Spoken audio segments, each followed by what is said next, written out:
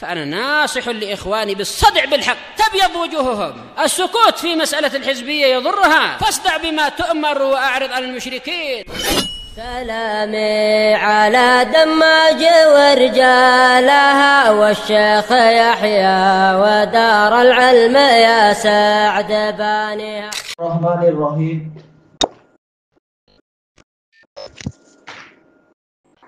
قال الإمام النووي رحمه الله al-hadits at-tasi' wal arba'un ba'dal mi'ati wa alf 1149.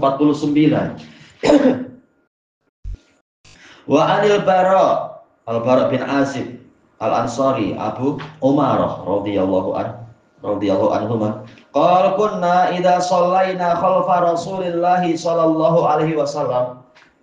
Dahulunya kami itu jika kami sholat di belakang Rasulullah sallallahu alaihi wasallam, ahbabna an nakuna an yaminih, kami suka untuk ada di sebelah kanan beliau. Yuqbilu alaina biwajhih, beliau menghadapkan wajahnya kepada kami. Fasami'tuhu yaqul, kemudian kami mendengar beliau berdoa, Rabbi qini azabaka yauma tab'asu au tajma'u ibadak. Rawahu Muslim. Wahai Rabbku, lindungilah saya dari siksaanmu pada hari di mana engkau membangkitkan atau mengumpulkan para hambamu. Rawahu Muslim. Ini Al-Bara menyebutkan kebiasaan beliau dengan para sahabat yang lain. Tetapi telah kita lewati peringatan dari Ibni Mas'ud radhiyallahu an, hadis riwayat Muslim juga, untuk jangan sampai ketika kita melakukan yang seperti itu kita kemudian terpedaya oleh setan, akhirnya selalu mengutamakan shaf sebelah kanan yang menyebabkan shaf sebelah kiri jadi timpang, jadi tidak seimbang. Karena Ibnu Mas'ud mengatakan, saya melihat berulang kali Rasulullah ketika membalikkan badan adalah ke arah kiri. Makanya para pensyarah mengatakan terkadang Nabi ke kanan, terkadang Nabi ke kiri. Jadi tetap kita harus seimbang di dalam masalah shaf. Dibuat shafnya itu setara antara sebelah kanan dengan yang sebelah kiri, ya semua di belakang Nabi. Agar tidak yang kanan penuh sementara yang kiri malah justru kosong.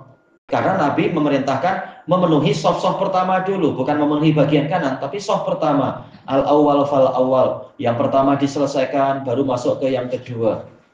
Bukan demi yang kanan akhirnya shaf pertama tak penuh, shaf kedua tak penuh, shaf ketiga tak penuh, tapi semuanya di sebelah kanan. Ini tidak seimbang dan ini tidak betul. Baik.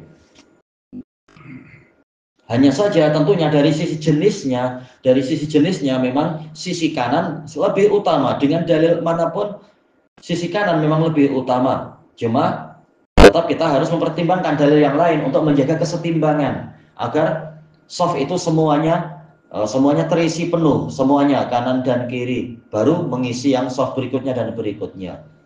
Itu yang betul. Barang siapa mendapatkan lebih awal mampu memilih sebelah kanan, alhamdulillah tentunya. Memang itulah yang sangat diinginkan, sangat dianjurkan mendapatkan shaf kanan. Nah, yang tidak mendapatkan sementara kiri masih kosong di shaf pertama, ya tentunya wajib mengisi yang kiri. Karena diwajibkan menyempurnakan shaf yang pertama lebih dahulu sebelum masuk ke shaf kedua. Dan senantiasa seimbang.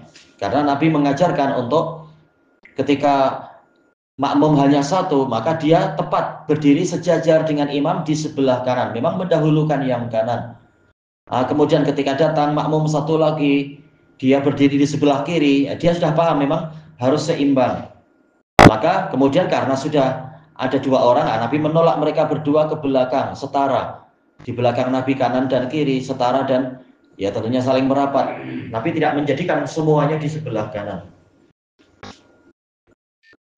Kemudian Al-Bara mengatakan, saya mendengar Rasulullah Shallallahu Alaihi Wasallam bersabda, Rabbi qini adzabaka yauma tab'asu ibadak.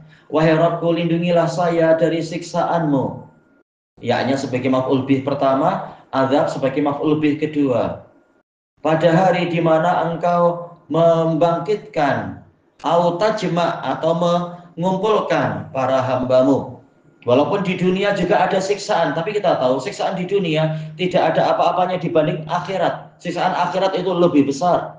Allah Ta'ala mengatakan kadzalikal azab wal azabul akhirati akbaru law kanu ya'lamun. Demikianlah siksaan di dunia. Sekedar berupa kebun yang musnah, atau mungkin banjir bah, atau mungkin tanah longsor atau gunung meletup. Tetapi itu baru siksaan sedikit. Demikianlah azab, dan benar-benar siksaan akhirat, siksa di akhirat itu lebih besar seandainya mereka tahu. Baik, Allah Ta'ala mengatakan walanudhiqannahum minal azabil adna dunal azabil akbari la'allahum yarji'un. Pastilah demi kebesaran kami akan jadikan mereka merasakan siksaan yang lebih ringan, bukannya siksaan yang lebih berat. Siksaan yang lebih ringan maksudnya adalah sebagian dari siksaan yang lebih ringan, yaitu siksaan di dunia, bukan siksaan yang paling besar, yaitu nanti di hari kiamatnya. Ya, tatkala siksaan yang hakiki, yang paling besar adalah di hari kiamat, Nabi mengajarkan perlindungan dari yang itu tadi. Wahai Rabbku, lindungilah saya dari siksaanmu pada hari kiamat, hari di mana engkau membangkitkan dan mengumpulkan para hambamu. Siksaan yang lebih mengerikan, lebih berat, dan lebih pahit, yang seharinya adalah 1000 tahun atau mungkin 50.000 tahun dan seterusnya. Disebutkan di dalam hadis Al-Bara' di sini, yuqbilu alaina biwajhih. Beliau menghadap kepada kami dengan wajahnya. Ini disukai karena jelas pertama kali Nabi menoleh adalah ke sebelah kanan. Tapi tetap seimbang, Nabi juga menoleh ke sebelah kiri. Hadis yang mengatakan menghadap, yaitu salam hanya ke sebelah kanan saja, hadisnya sangat diperselisihkan, sahih atau dhaif. Tapi sebelah ke kanan dan ke kiri hadisnya sahih, terang-terang sahih. Dan jumhur mengatakan salam memang wajib, dan juga ke kanan dan ke kiri mengatakan semuanya wajib. Yang lain mengatakan yang wajib hanya ke kanan, yang kiri mustahab. Memang ini sangat diperselisihkan. Tapi dalil-dalil yang ada menunjukkan Nabi menjaga kesetimbangan. Salam ke kanan, salam juga ke kiri. Jadi makmum yang sebelah kanan mendapatkan wajah Nabi, makmum yang sebelah kiri juga sama mendapatkan wajah Nabi. Maka hendaknya tetap dijaga itu safnya itu kanan dan kiri. Baik. Kemudian masuk ke yang berikutnya, al-hadisul khamsun ba'dal mi'ah wa alf, 1150. Wa an Abi Hurairah radhiyallahu anhu qala Rasulullah sallallahu alaihi wasallam wasitul imam, yaitu jadikan imam di wasat, di sebelah tengah. Wasaddul khalal, dan isilah tempat kosong atau celah khalal, yaitu kosong. Rawahu Abu Dawud. Di sini dijelaskan oleh Syekhuna Abu Amr, kesimpulannya hadisnya adalah sahih li ghairih. Memang di dalam sanadnya ada Yahya bin Bashir ibni Khalad dari ibunya namanya Amatul Wahid bintu Yamin. Yahya majhulul hal, ibunya juga majhulah. Memang sanadnya lemah, dilemahkan oleh Syekh Albani. Tetapi ada penguat seperti dalam hadis Ibni Umar, dan juga di dalam hadis masalah imam diletakkan di tengah. Ini datang dari perbuatan Nabi Shallallahu Alaihi Wasallam, diriwayatkan oleh Bukhari dan Muslim dari hadis Anas yang mengatakan, faqama Rasulullah Shallallahu Alaihi Wasallam wa safaftu wal yatim wara'ah wal ajuz mi wara'ina. Jadi ada beberapa dalil mengisyaratkan jelas imam itu di tengah, yaitu di depan dan di sebelah tengah, bukan malah di kiri atau di kanan. Intinya hadis ini menguatkan bahwasanya shaf itu harus dijaga kesetimbangannya. Imam di depan dan sekaligus posisinya di tengah. Shaf kanan dan shaf kiri itu terisi dengan penuh. Dan ini diingatkan karena hatta para pelajar di Yaman dulu memang membuat yang seperti itu, sampai diperingatkan oleh para masyayikh karena gambarannya sangat jelas. Shaf 1 tidak penuh, ya hanya kanan yang terpenuhi. Shaf 2 juga begitu, shaf 3 begitu, shaf 4 begitu. Ini sangat timpang, yang kiri malah kosong. Padahal yang digalakkan adalah apa? Dalil yang sangat jelas keutamaannya, shaf depan dipenuhi, semua shaf depan. Allah tidak Allah dan Rasulnya tidak mengatakan soft kanan, tapi soft depan. Adapun mayaminis sufuf telah kita lewati dalam pertemuan sebelumnya, hadisnya adalah syad. Bahwasanya Allah dan para malaikat bersolawat ke soft kanan. Ini hadisnya syad. Yang betul adalah man yasilus sufuf. Orang yang menyambung soft, menghubungkan soft, mengisi soft sehingga soft itu terhubung, bukan malah timbul celah-celah untuk syaitan. Oh iya. Jadi memang sangat harus digalakkan, dijelaskan. Yang terpandang adalah soft 1, soft 2 dalam keadaan penuh dan tidak boleh mengisi soft kedua sementara soft 1 masih banyak kosong. Oh iya. Hadis ini menetapkan imam itu diletakkan di tengah. Jadi tidak timpang kanan dan kiri. Kemudian perintah, dan asal perintah adalah wajib dan dalilnya telah kita lewati, untuk mengisi kekosongan. Jangan sampai setan yang mengisi celah-celah di antara kaki kita dengan kaki saudara kita. Dan hadis-hadis ini jelas maknanya, tidak boleh takwil. Tidak seperti sebagian kiai-kiai sufiyah yang mengolok-olok hadis ini, mengatakan kan sebagaimana antara orang satu dengan orang lain ada celah setan boleh masuk, demikian pula antara kaki kanan kaki kiri. Kalau kita sholat kan kaki kanan dan kaki kiri ada celah di bawah kaki kita itu, di antara kaki kita. Setan bisa lah masuk. Nah, ini mengolok-olok Nabi. Jelas yang dimaksud adalah antar orang. Kita kalau berdiri memang jelas selalu ada celah, tapi tidak dikatakan setan masuk di situ. Tetapi setan masuk untuk memecah belah soft, yaitu antara kita dengan saudara kita. Itulah yang dibahas oleh Nabi. Kita tidak disuruh sholat dalam keadaan kaki kanan kita dengan kaki kiri kita rapat. Malah jadi senang jatuh nanti. Malah nanti kalau untuk orang lain juga seperti itu, orang ketiga seperti itu, malah jadi timbul celah antara kaki kita dengan kaki saudara kita. Kalau kita malah justru merapat seperti yang dilakukan orang awam di beberapa masjid. Ketika kaki kita mendekat, malah kaki dia yang merapat ke kaki dia sendiri.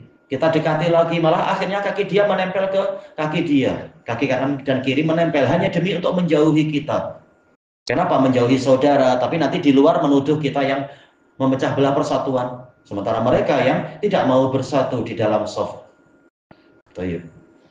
Sekarang kita masuk kepada bab yang baru. Qala al-Imam an-Nawawi rahimahullahu taala. Al-babul khamis wa tis'un ba'dal mi'ah 195. Babu fadli sunani ratibah. Bab keutamaan sunnah-sunnah ratibah ma'al faraid, bersama faraid. Dikatakan ratibah karena dia mengikuti. Tarot taba yaitu mengakibatkan. Al-faraid, sholat wajib. Sholat wajib punya ratibah, mengikuti. Terkadang di depan, terkadang di belakang, terkadang qobliyah, terkadang ba'diyah. Itu semua dikatakan mengikuti. Sebagaimana masalah apa? Mengikuti jenazah. Idza mat fattabi'hu. Jika dia mati maka ikuti jenazahnya. Mengikuti apakah harus di belakang? Tidak. Praktek Nabi boleh, menunjukkan boleh kita berjalan di depan, mendahului jenazahnya. Ini semuanya dikatakan ratibah, mengikuti. Ada yang di depan, ada yang di belakang. Intinya sholat-sholat sunnah yang ini, yang ratibah adalah yang terjadi dikarenakan ada sholat wajib. Nah, kita baca selanjutnya wabayani aqalliha. Wabayani boleh bayani, boleh bayanu, tergantung kita niatkan fadlu atau fadli. Dan menjelaskan tentang minimalnya. Minimal tentunya adalah 2 rakaat. Wa akmaliha, dan yang sempurna berapa? Ada yang mungkin 4 rakaat qobliyah, 4 rakaat ba'diyah sesuai dengan dalil-dalil yang ada. Wa ma bainahuma, dan ada yang tidak sampai sebanyak itu. Mungkin yang ini 4, yang itu 2. Dan seterusnya. Al-hadisul hadi wal khamsun ba'dal mi'ah wa alf 1151. Wa an ummil mu'minin ummi Habibah Ramlata binti Abi Sufyan radhiyallahu anhuma. Ya, dirisik Nabi, dilamar oleh Nabi dalam keadaan Ramlah ini muhajirah di mana itu? Habasyah ya. Di Ethiopia. Hijrah di sana.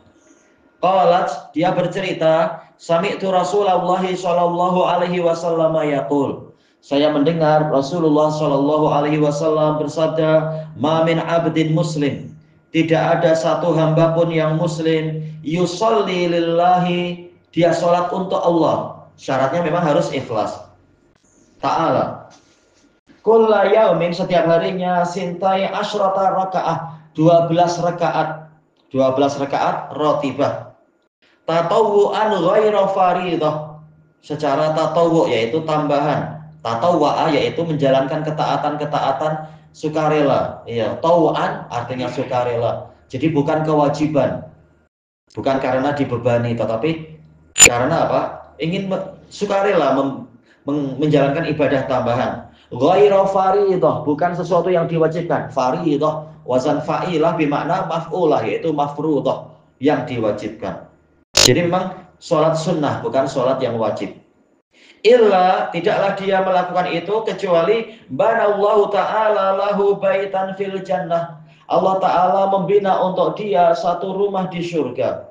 Rumah tentunya tidak sembarang rumah, tetapi rumah yang jauh lebih baik daripada istana-istana di dunia. Baik. Sebagaimana di dalam hadis asar yang sahih diriwayatkan oleh Imam Ibnu Jarir At-Tabari dari Ibni Abbas radhiyallahu anhuma yang mengatakan, ma min syai'in fil jannah, ma min syai'in fid dunya yakunu fil jannah illal asma. Tidak ada sesuatu di dunia kemudian dia ada di surga kecuali sekedar nama saja. Yaitu apa? Yaitu dikatakan al-inab laisa kal inab.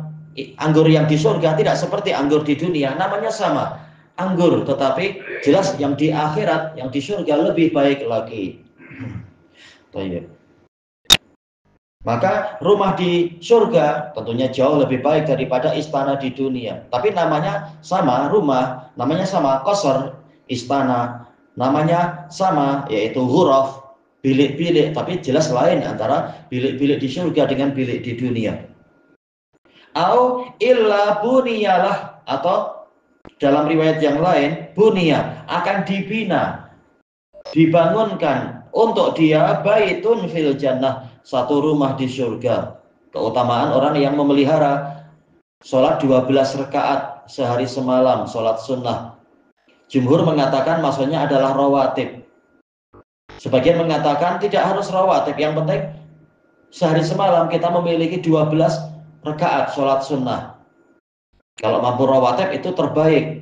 Tapi kalau tidak, lihat apa yang mampu dilakukan. Alhamdulillah qiyamul lail jelas lebih baik daripada rawatib tentunya.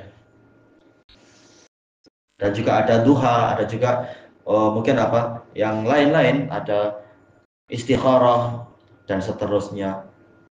Tapi yang paling layak diharapkan memang yang rawatibnya, berdasarkan apa? Hadis Ibni Umar dan yang lainnya.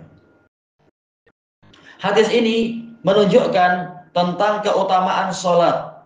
Kita tahu kalau sholat sunnah saja seperti itu, apalagi sholat wajib. Jelas sholat wajib lebih utama lagi. Nah, kalau sholat sunnah dijamin diberi rumah untuk kalau memenuhi syarat, maka sholat wajib lebih layak lagi. Karena Allah Ta'ala telah mengatakan dalam hadis qudsi, wa ma taqarraba ilayya abdi bi syai'in ahabba ilayya mimma aftaradtuhu alaih. Tidaklah hambaku mendekatkan diri kepadaku dengan suatu amalan yang lebih aku sukai daripada apa yang aku wajibkan pada dia. Jadi amalan yang wajib pahalanya lebih besar, lebih tinggi, lebih mulia daripada sholat sunnah. Cuma di sini dianjurkan untuk memelihara sholat-sholat sunnah tadi. Berapa rakaat yang sangat dianjurkan, yaitu sintai asyrata rakaah, 12 rakaat.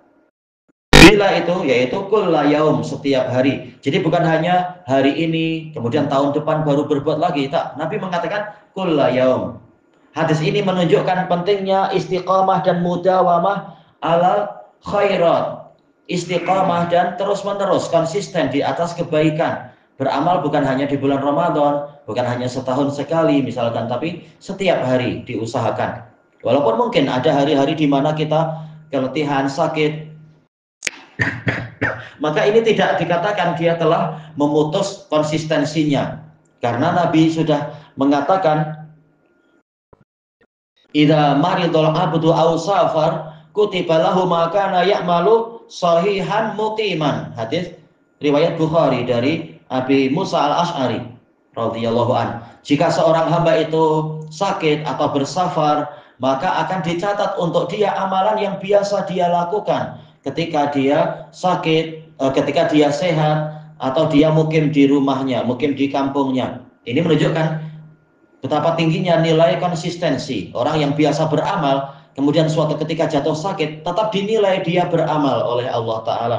Karena yang menghalangi dia beramal waktu itu adalah suatu udzur syar'i.